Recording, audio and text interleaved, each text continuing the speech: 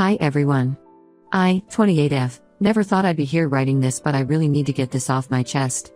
My world literally turned upside down last week and I don't even know where to begin. I've been married to James, 30M, for 5 years, together for 7. We met during our junior year of college at a mutual friend's party. He was charming, funny, and seemed different from other guys I dated. He was studying photography and business, while I was doing accounting. We started dating after he asked me out 3 times. I kept saying no because I was focused on my studies, but he was persistent in a sweet way. Our relationship moved pretty fast after that. We moved in together during senior year, and he proposed right after graduation. Everyone said we were perfect together. His family loved me, especially his mom Karen. She was always talking about how I was the daughter she never had, how I balanced James out, and how we were going to give her beautiful grandchildren. His sister Rachel and I became close too. We'd go shopping together, have wine nights, all that stuff. My family was a bit more cautious at first. My sister Sarah never fully warmed up to James. She said something felt off about him, but I brushed it off as her being overprotective. My parents came around after seeing how happy I was. Dad even pulled some strings to help James get his first job at his friend's marketing firm. The first few years of marriage were great, or at least I thought they were. We both had good jobs, bought a house in a nice neighborhood, went on vacations together. James was always taking pictures, it was his hobby, and I thought it was cute how passionate he was about photography. He had this whole setup in our spare room with editing software and everything. I never questioned why he needed 3 laptops for his photography work. I was just proud he had a creative outlet. Everything changed last week. I was working from home because my office was being renovated. My laptop started updating in the middle of an important project, so I asked James if I could use his. He was at work, but he always left one of his laptops at home. He'd given me the password months ago, saying he had nothing to hide. When I opened it, I noticed a folder on the desktop labeled Personal Studies. Being married for 5 years, I didn't think twice about opening it. We'd always been open with each other about everything. But what I found made me physically sick. There were subfolders with dates, and inside were pictures of James with different women. The most recent one showed him making out with a young woman at what looked like a bar. She was sitting on his lap, and they were clearly very comfortable with each other. The timestamps show the pictures were from 3 months ago, right around the time James started working late on a big project. There were dozens of pictures from different angles, some selfies, some looked like they were taken by someone else. He'd even written notes under some of them, like first kiss with Emma, felt exciting in second meeting, less nervous this time. I sat there staring at the screen for what felt like hours. I found more folders with more pictures, going back at least 6 months. Each had similar notes, like he was documenting every moment. My hands were shaking so bad I could barely scroll through them. I confronted him as soon as he got home. I didn't yell or scream, I was too shocked for that. I just turned the laptop around and asked him to explain. His response left me speechless. He said, completely straight-faced, that he was conducting a personal study on relationships and commitment. He took the pictures so he could look back at them later and evaluate his feelings about monogamy. When I asked if he was serious, he launched into this long explanation about how he'd been feeling constrained by marriage and wanted to document his experiences to help him decide if he wanted to stay married or explore other options. He said he was being responsible by thoroughly analyzing his feelings before making any decisions about our marriage. The more he talked, the more surreal it felt. He actually tried to convince me that this was normal, that plenty of married people do research like this. When I told him this was cheating, plain and simple, he got defensive. He said I was being narrow-minded and selfish, that I wasn't considering his emotional journey. He even had the nerve to say that since he hadn't slept with anyone, allegedly, it wasn't really cheating. I packed a bag that night and went to Sarah's place. She took one look at the pictures and recognized the woman, Emma from James's office. Apparently, Sarah had seen them having lunch together multiple times but didn't think much of it since James had always talked about Emma as just a colleague. Finding this out made me wonder what else I'd been blind to. James has been blowing up my phone since I left. His messages range from angry, saying I'm overreacting and trying to control him, to apologetic, claiming he'll delete all the pictures and never do it again, to philosophical, going on about how marriage is a social construct and we should redefine what commitment means. I filed for divorce on Monday. James completely lost it when he got the papers. He showed up at Sarah's house at midnight, drunk and crying about how I was destroying our marriage over a simple misunderstanding.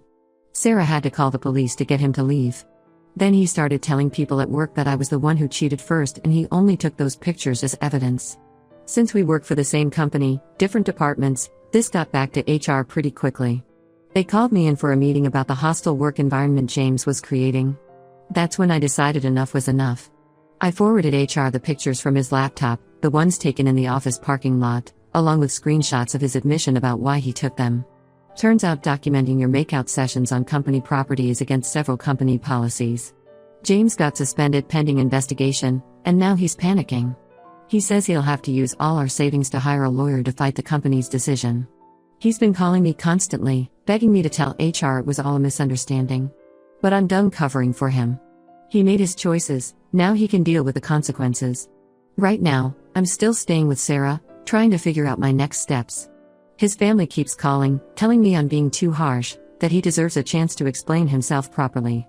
My mom suggested marriage counseling, but I can't imagine ever trusting him again. How do you come back from something like this? I'll update if anything significant happens, but for now, I just needed to get this off my chest. Thanks for reading. Update 1 first, I want to thank everyone for their supportive comments on my last post. I never expected it to blow up like it did. These past 2 weeks have been absolute chaos, and I need to get this all out. So, remember how James was suspended from work? Well, that was just the beginning. After HR started their investigation, things snowballed in ways I never imagined. James did end up losing his job, but that's not even the craziest part of what's happened. About 3 days into the investigation, Emma, the woman from the pictures, came forward with her own story. She said she felt guilty after seeing James get suspended and needed to tell the truth. Turns out those pictures I found weren't even the tip of the iceberg. James had been systematically taking pictures with multiple women from different departments over the past year. He had this whole detailed system. He kept spreadsheets tracking dates, locations, and what he called connection ratings. Emma showed HR her own text messages with James where he asked her to rate their encounters and compare them to her past relationships. He said it was for his personal research into modern relationship dynamics. HR found evidence of at least 5 other women he'd photographed in compromising positions. Some of them had no idea he was taking pictures. He'd set up his phone on tables or shelves and recorded entire conversations, documenting everything from first flirting to physical contact. 3 of these women were junior employees who felt pressured because James was in a senior position. The company is now doing a full investigation into possible harassment claims, and they've hired an outside firm to review all harassment policies. When all this came out, James completely lost it. Last Friday, he found out I was having dinner at my parents' house, probably from checking my sister's social media, and showed up unannounced. He was a complete mess, hadn't shaved in days, wearing the same clothes from work, crying about how his life was falling apart. He started rambling about having a photography addiction and how he needed help. He tried to blame it on work stress and his dad's death 2 years ago. My dad, who'd always had a soft spot for James, actually started feeling sorry for him until Mom stepped in and reminded him about all the pictures and the spreadsheets. But here's where it gets even worse. Karen, his mom, is still somehow defending him. She called my mom yesterday and had the audacity to suggest that if I had been more adventurous and open-minded in our marriage, James wouldn't have needed to explore with other women. She said his photo documentation was just his way of processing his feelings and that I should be grateful he was being honest about his struggles instead of just cheating in secret. Mom was so angry she hung up mid-conversation. Sarah, being the amazing sister she is, did some deep diving online. She found something that made my stomach turn. James had been posting some of these pictures on private online forums. Not the explicit ones, but enough to identify the women. He was part of this community of men who called themselves relationship researchers. They would share stories and pictures, giving each other advice about whether to stay married or enjoy the single life. I felt sick reading through the threads where these strangers discussed my marriage like it was some kind of case study. James had shared intimate details about our relationship, things I thought were private between us. I'm still staying with Sarah, but things are getting complicated. Our lease had another 6 months, so I've been paying my share of rent while living here. James somehow tracked down my new workplace. I had changed jobs after everything came out because I couldn't handle being in the same building where he'd taken some of those pictures. He's been bombarding me with emails from different accounts. The messages are all over the place. Sometimes he's apologetic, saying he'll get help and make things right. Other times he's angry, threatening to tell everyone my secrets. I don't even know what secrets he's talking about. I've had to block about 12 different email addresses so far. His sister Rachel reached out yesterday, and surprisingly, she's changed her tune. She was going through some old family photos and found James's old laptop from college. Curiosity got the better of her, and she looked through it. She found similar pictures from when he was dating his ex-girlfriend 6 years ago. She finally realizes this isn't new behavior or a phase, it's a pattern he's been following for years. She actually apologized for defending him earlier and offered to testify if the harassment cases go to court. Some of our mutual friends have started taking sides. A few have admitted they saw James with different women but didn't tell me because they didn't want to get involved or thought it wasn't their place. Others are saying I'm overreacting, that lots of people take pictures nowadays, and then I'm just angry because I got caught looking through his private stuff. One friend even suggested I should be flattered that James cared enough to document everything. I've started seeing a lot of things differently now. Like how James always insisted on being the one to take pictures at family gatherings, or how he had specific folders for every event we attended. He had thousands of pictures of me that I never knew about, taken when I wasn't looking. It makes me feel violated knowing that while I thought we were building a life together, he was treating our marriage like some weird social experiment. The company lawyers have asked me not to post about specifics of the harassment investigation online, so I'll have to be vague about some details.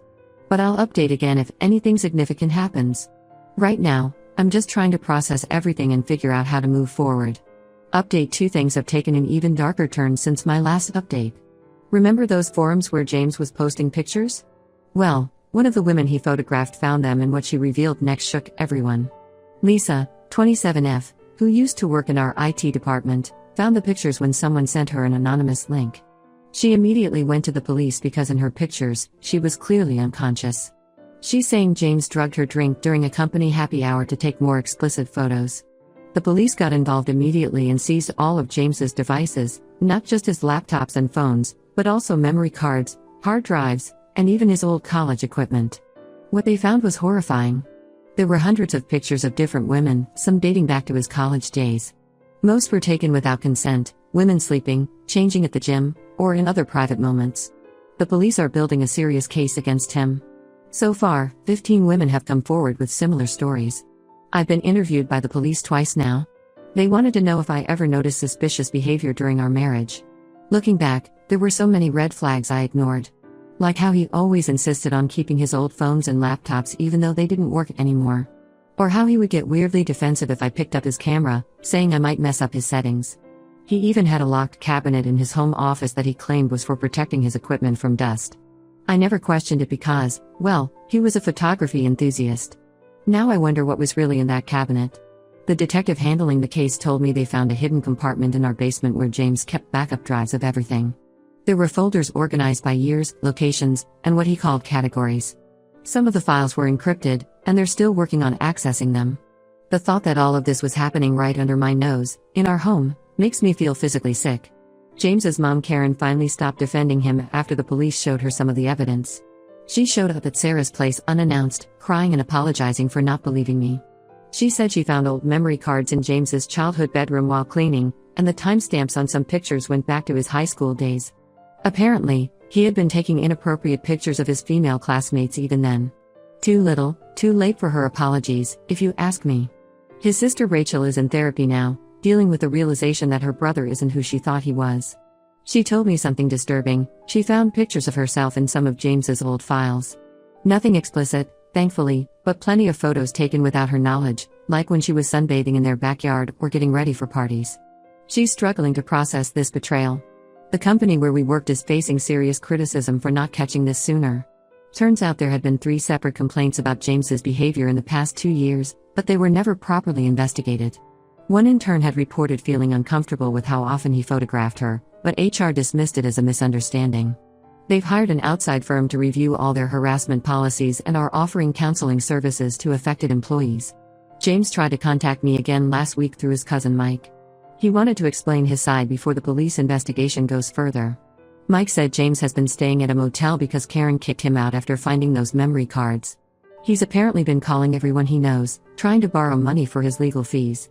Even his best friend from college, who initially defended him, cut contact after seeing some of the evidence.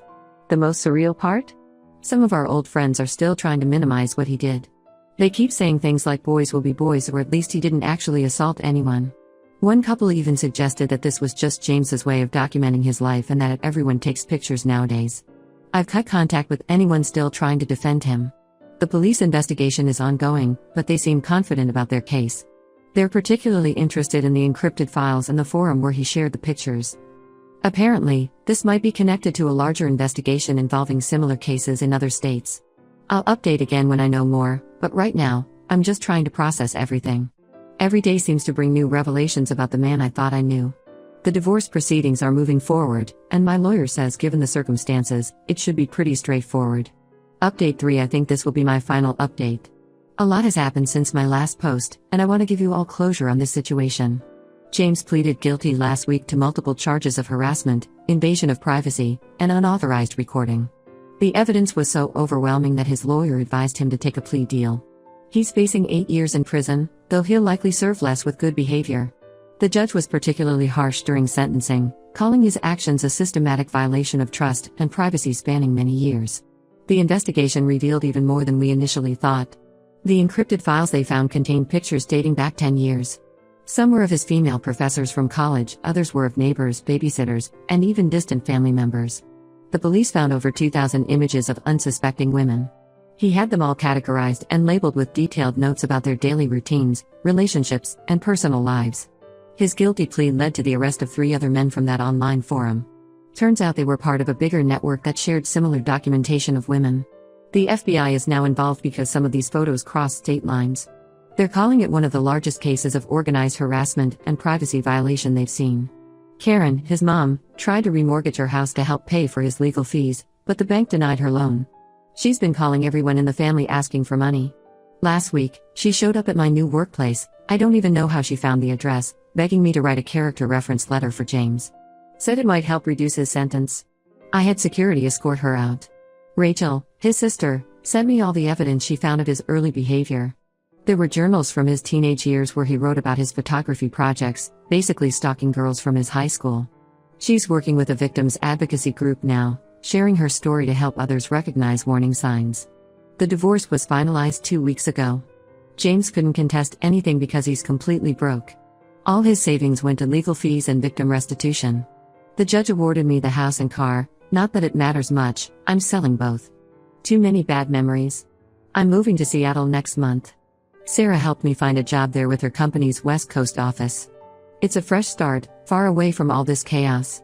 Some of our mutual friends have tried to convince me to forgive James, saying he's suffered enough, and that prison will ruin his life. One even suggested I write to him in prison to give him hope for redemption. I blocked them all.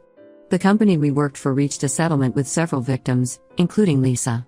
They've completely overhauled their harassment policies and installed security cameras in all parking areas. HR sent out this long email about their commitment to employee safety, but it feels like too little, too late. James sent me one final letter before starting his sentence.